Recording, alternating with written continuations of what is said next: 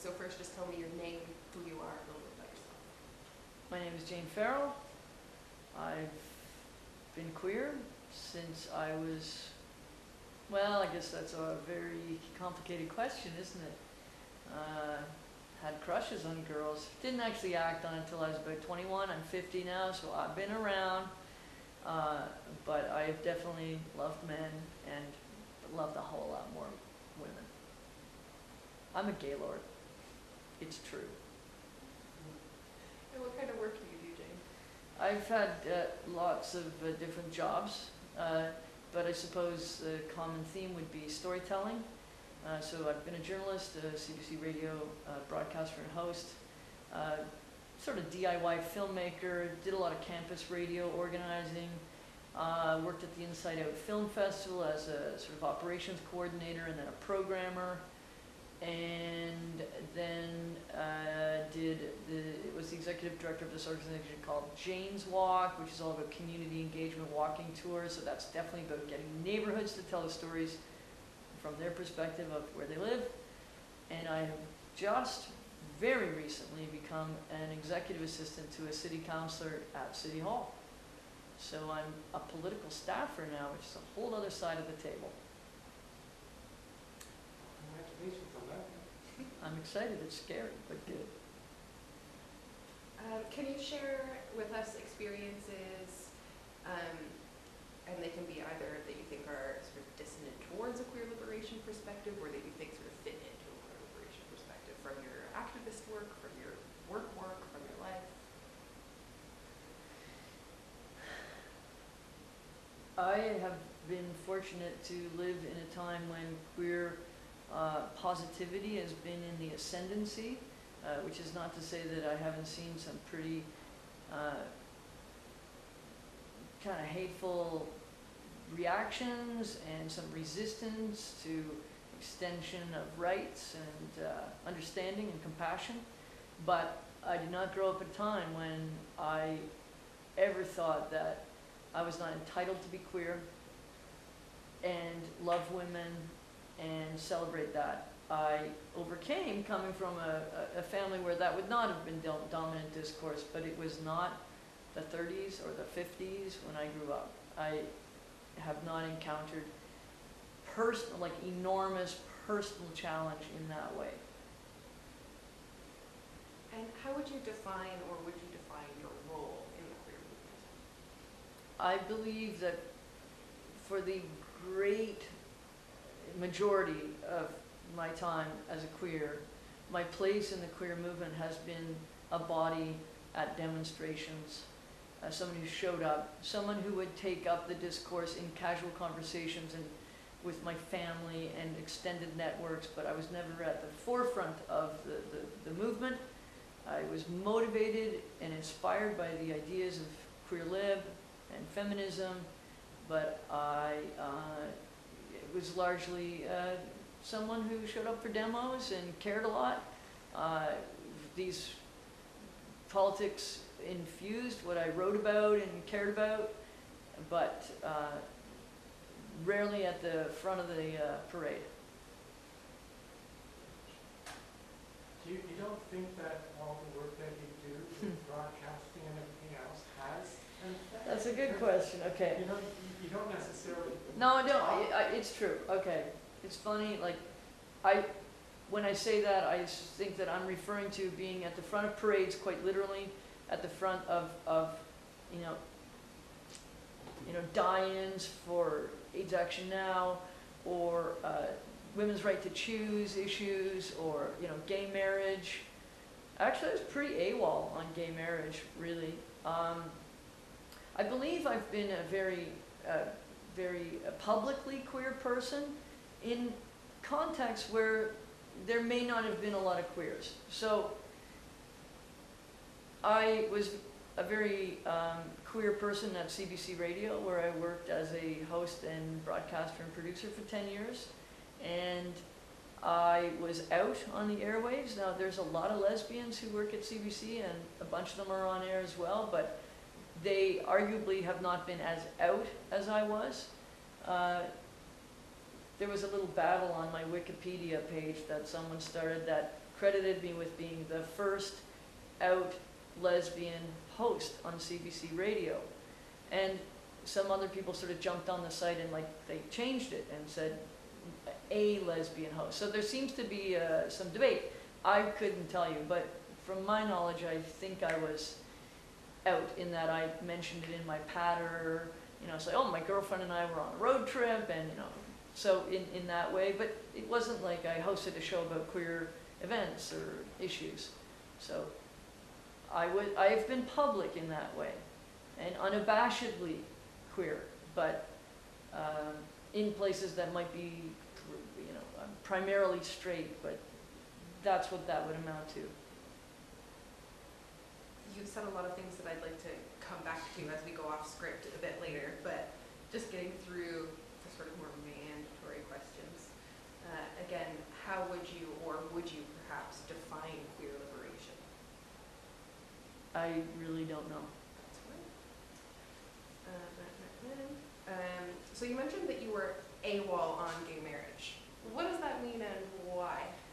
I was not,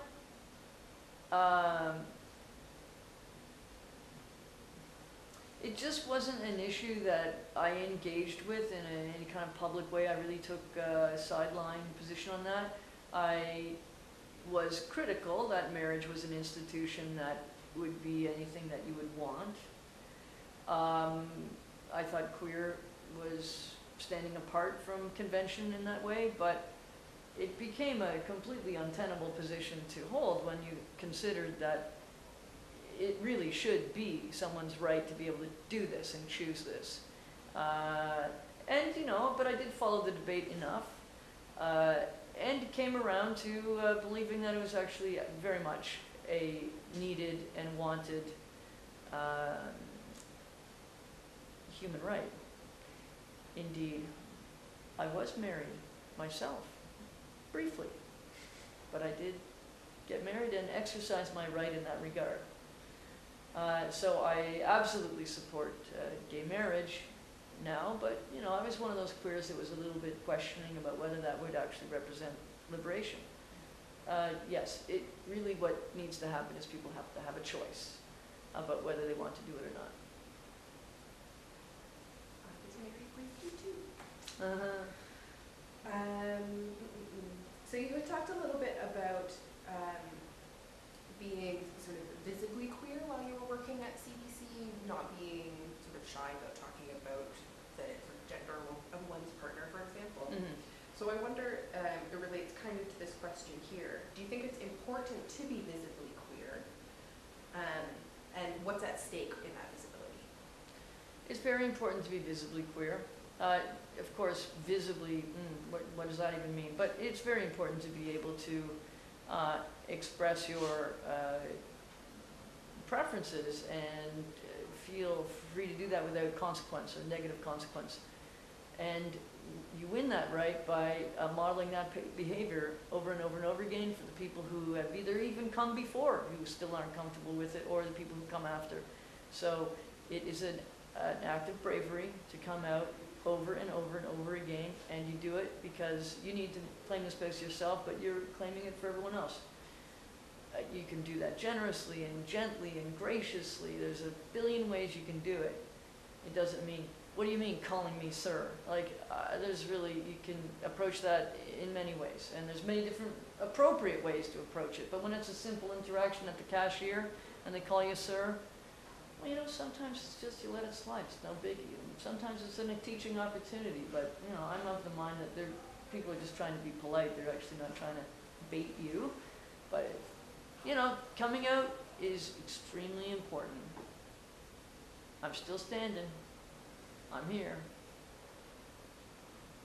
You're proud. and I'm proud.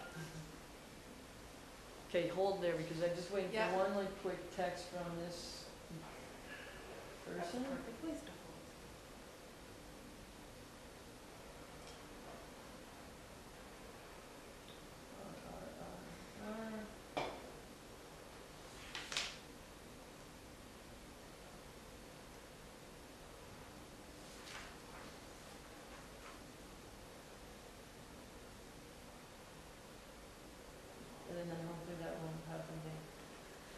Okay. No problem.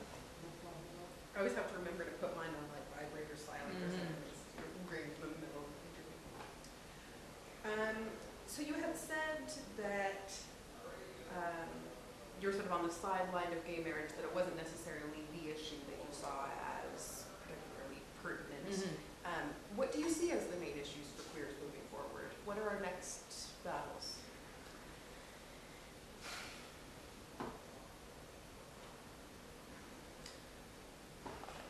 If there really was an order to what the big battles are, I think that we should have all the room for that being a personal decision. Human rights for queers around the world is number one with a bullet, in a literal and figurative kind of way. There's a lot of people who don't have any of the freedoms I have, and that is the most important thing, I believe, in front of us. Trans issues are also very, very important. Do you think of the queer liberation or the queer movement as being transnational, as being capable of tackling the world issues? Yes. Yes. Yes. The queer liberation has a transnational potential, absolutely. In fact, I don't know if it could happen any other way. It is how politics work. It is like, that's how politics works. People network. They say, hey, you know, you gotta get the people in jail in your country. Sorry, we're not gonna do business with you. That's just not on. And that's gonna be a very powerful incentive. Not the only one, but a very powerful motivation. It's how it works. Do you think that our movement has had a history of transnationalism? Have we sort of tackled these issues before? I feel absolutely unable to answer that question. So what did you want to talk about when you were presented with this opportunity to speak to us and you read through the Well, questions? as you recall, I was quite shy about the prospect of talking to you because I don't feel that I have earned my place in the pantheon of really amazing queer activists and politicos. I believe I've really stood at the back of the room or the back of the parade, maybe holding a banner now and then, probably mostly cruising chicks. And, you know, being certainly interested in the discourse and being passionate about that. But if it were not for those people, the Tim McCaskells or the Lynn Fernies or the Richard Fungs that came before me, I would not have what I have. They're the Gerald Hannon, incredible advocate. Chris Burchill. These are very powerful and brave people that literally put their bodies on the line in ways that are much more profound than I, and I benefit from the hard work they did. I am honored to be here to be included in any way in some aspect of queer politics or activism. I did find myself in a position in 2010 with the Pride Toronto politics, and I sort of tapped into the amazing modeled behavior that I had seen for many years in front of me and did my part in a small way to open up the space for queers to be political. At that moment, that would, I feel, be like the most important contribution I've made. Small in comparison, but when asked at the crunch time if I felt that there was a room for political speech in queer pride celebrations, I stood up for that right as something fundamental to queer identity, and it's framed as free speech. It absolutely is about that, but when it came to whether queers against Israeli apartheid would be banned from the parade, and that was the year that I was asked to be the Honoured Dyke, I accepted, but then quickly declined because I gathered what they were doing and I felt that it was wrong, that queer pride has a lot to do with politics and party. The two do not have to be separated, they coexist. So without taking a side on Israeli and Palestinian politics, I advocated strongly in that position of power I had been granted, or certainly a public position, to say that I could not take this honor and would instead decline in the interest of defending free speech and the need for making those political spaces at queer pride events. And I'm really glad that I did. And it was amazing to really just dig deep and feel how passionate that commitment was, and I was happy to do it.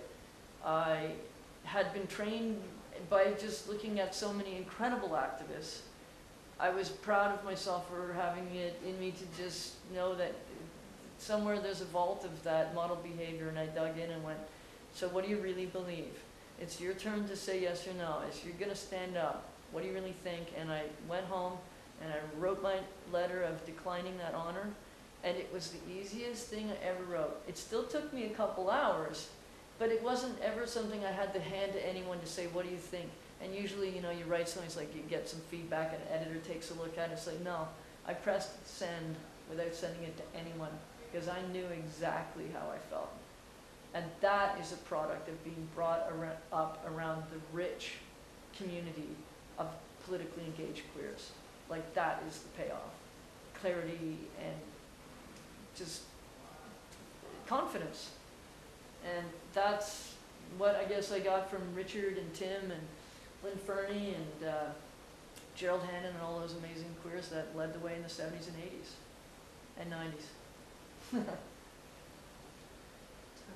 check. We're really good for time. Great. It's only 8 o'clock, so we still have another half hour that we could use, but we can keep going and stop if you like. I wanted to ask you about history. So you've mentioned these sort of formative names in our community's histories. Do you think we still have something to learn from our histories, and what?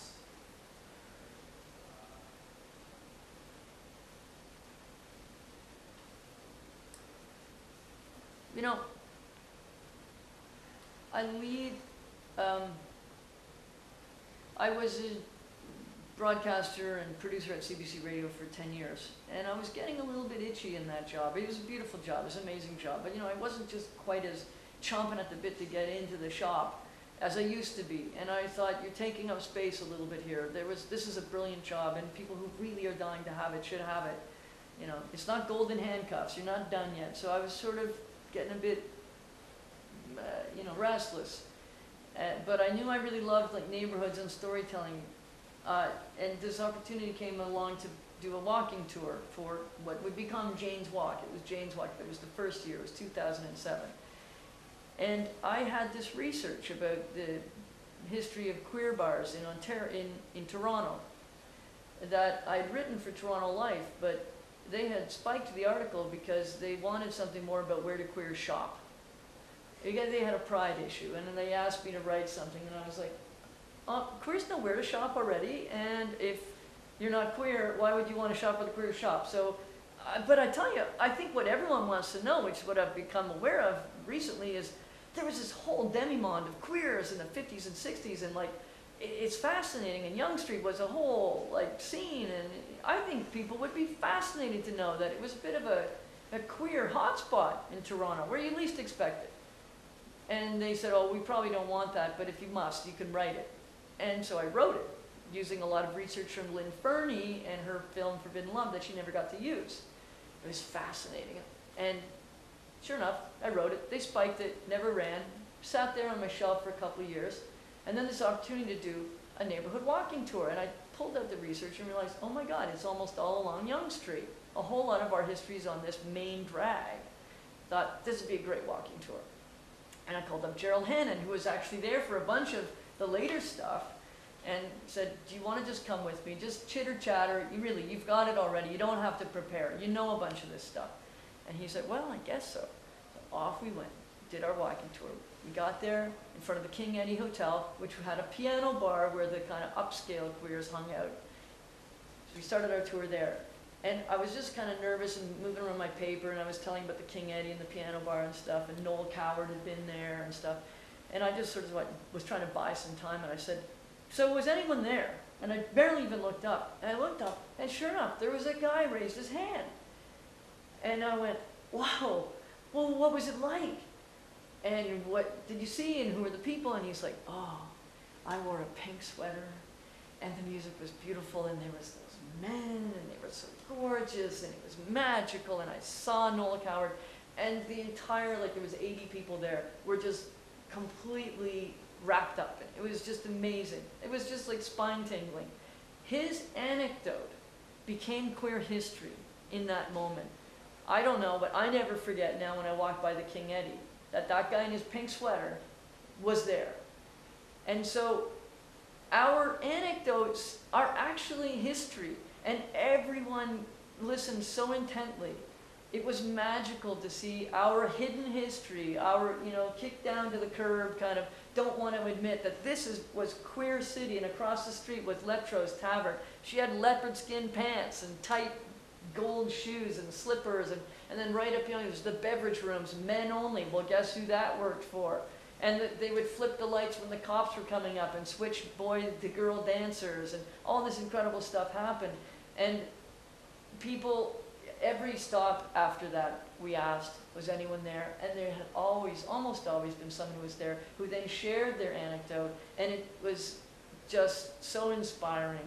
So I think when we think about queer history, what we don't realize is that stuff that we did is history. Sometimes they're just funny stories and pranks and jokes and anecdotes, but it was done under incredible conditions of repression in some cases, or just the impulse to just take up space and to be queer. It was such a brave thing to do, or crazy and fun and just obstinate or just determined, and it's all worth really knowing about. And when people hear it, or they see it even better in person, it's incredibly moving. So people should keep their photographs. They should give them to the archives. They should tell their stories. It's infused with tragedy. That doesn't make it any less historical. People want to hear the stories and know who came before and what it was like. And in telling them to each other, they join a collective memory that makes us all stronger and wiser. So I quit my job at CBC and organized Jane's Walks all over the city, and now they're in 75 cities around the world. And I'm always, of course, really encouraging queer history stuff to be done, and they've been done in a number of cities now. We all have history, not just anecdotes. I got chills as you were telling the story. Well, it's a long story. I'm sure you're going to clip everything, but Oh, that's okay. Well, we have to do that for everybody. Yes. We are Yeah. planning on actually taking each interview and having that each on Yeah, it'll exist for as a other standalone. things, but we're making a 70-minute documentary. okay, great. Yeah, so Oh, okay, here's a good example. The next year, Gerald and I did our Young Street is Flaming queer history tour again, and people would just jump in. They didn't even know it was a tour, but I saw Amy. Oh God, I went through that thing. I forget the name.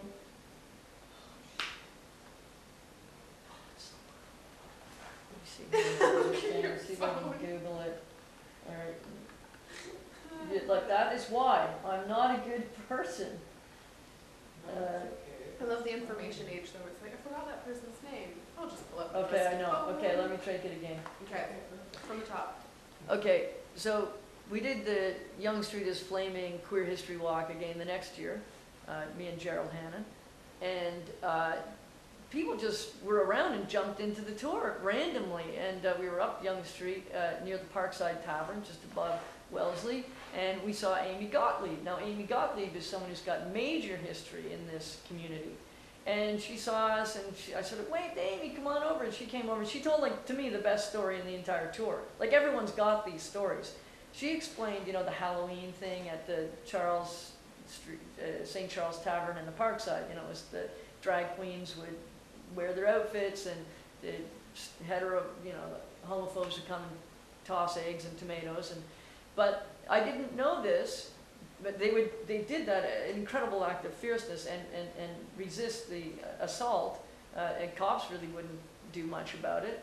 But what I didn't know is that there was a time when lesbians formed a barricade and protected and like made a human like shield. against the people throwing stuff. And it was the support work that the queers did. So Amy Gottlieb told this story of being one of these lesbians who protected the drag queens on their way into the tavern. And that it was the way that it was, that the lesbians were helping the fags. And it was just a night where we all pulled together and, you know, helped everyone out. And it had this, well, it was a beautiful story. But I'd never heard that before, especially when you got to this place in time where it was supposed to be like, only gay guys go to that bar, and only the dykes, and only, I mean, they used to party together all the time. Like when the cops came up the stairs to look for the queer bars, you know, men and men were dancing together, they would flick the lights, and they would switch, so it looked like, oh, we're all heterosexual here. And there was a solidarity that was just amazing and admirable, and I mean, you still find it today in places, but what an exciting time. So given this discussion that we've had, Yeah. and the questions I've asked, Yeah. is there anything else that you would like to say, comment on, question, query, funny remark, before we wrap up?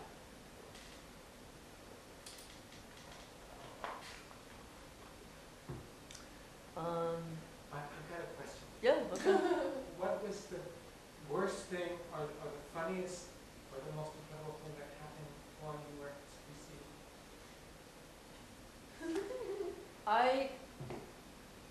I remember starting out at CBC, and we are not talking about the Stone Age. What is this, 98?